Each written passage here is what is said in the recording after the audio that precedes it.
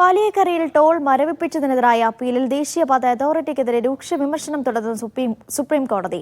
മോശം റോഡുകൾക്ക് എന്തിന് ടോൾ നൽകണമെന്ന് ചീഫ് ജസ്റ്റിസ് ചോദിച്ചു. കഴിഞ്ഞ ദിവസത്തെ ഗതാഗതക്കുരുക്കിലും സുപ്രീം കോടതി വിശദീകരണം തേടി. മണ്ണുത്തി ഇടപ്പള്ളി ദേശീയപാതയിലെ വൻ ഗതാഗതക്കുരുക്കിന് മാറ്റമില്ലാതെ തുടരുകയാണ്. ഇന്ന് നടന്ന വാദത്തിലും നാഷണൽ ഹൈവേ അതോറിറ്റിക്കെതിരെ രൂക്ഷ വിമർശനമാണ് സുപ്രീം കോടതി ഉയർത്തിയത്. 1 മണിക്കൂർ എടുക്കേണ്ട ദൂരത്തിന് 11 മണിക്കൂറിലേറെ എടുക്കുന്നുവെന്ന് ചീഫ് ജസ്റ്റിസ് ചൂണ്ടിക്കാട്ടി. റോഡിലിറങ്ങുന്ന കേരളത്തിലെ ജനങ്ങളുടെ അവസ്ഥ നിങ്ങൾ അറിയണമായിരുന്നുവെന്നും ചീഫ് ജസ്റ്റിസ് പറഞ്ഞു. മഴ മൂലമാണ് അറ്റകുറ്റപ്പണി വൈകുന്നത് എന്ന കേന്ദ്രത്തിന്റെ വാദത്തിന് എങ്കിൽ മഴ കഴിഞ്ഞിട്ട് പോരെ ടോൾ പിരിവ് എന്തായിരുന്നു കോടതിയുടെ ചോദ്യം. അതേസമയം സർവീസ് റോഡുകളുടെ പ്രശ്നം പരിഹരിക്കുന്നതിന് തേർഡ് പാർട്ടി കമ്പനിയാണുള്ളതെന്നും ഇത് എങ്ങനെയാണ് തങ്ങളെ ബാധിക്കുന്നത് എന്നും കരാർ കമ്പനി ചോദിച്ചു. വാദം പൂർത്തിയായ അപ്പീൽ വിധി പറയാനായി മാറ്റി.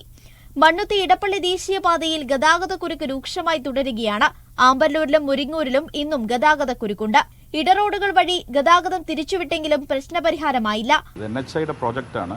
ആ പ്രോജക്റ്റ് സ്റ്റേറ്റ് നല്ല നിലയിൽ മോണിറ്റർ ചെയ്യുന്നുണ്ട്. നമുക്ക് സമയബന്ധിത എനിക്ക് തോന്നുന്നു കാലാവസ്ഥാ പ്രശ്നങ്ങളൊക്കെ പരിഹരിക്കപ്പെടുന്നതോടുകൂടി ഈ പ്രശ്നങ്ങൾ പൂർണ്ണമായും പരിഹരിക്കപ്പെടുന്ന ശുഭാപ്തി വിശ്വാസമാണ് എനിക്ക്. റോഡിന്റെ ശോചനീയാവസ്ഥ മൂലം ലക്ഷങ്ങളുടെ നഷ്ടമാണ് KSRTCക്ക് ഉണ്ടായതെന്ന് ഗതാഗത മന്ത്രി. വണ്ടിയുടെ ഡീസൽ മാത്രമല്ല, ഈ വണ്ടികളുടെ പ്ലേറ്റ് ഒടിഞ്ഞു പോകുന്നുണ്ട്.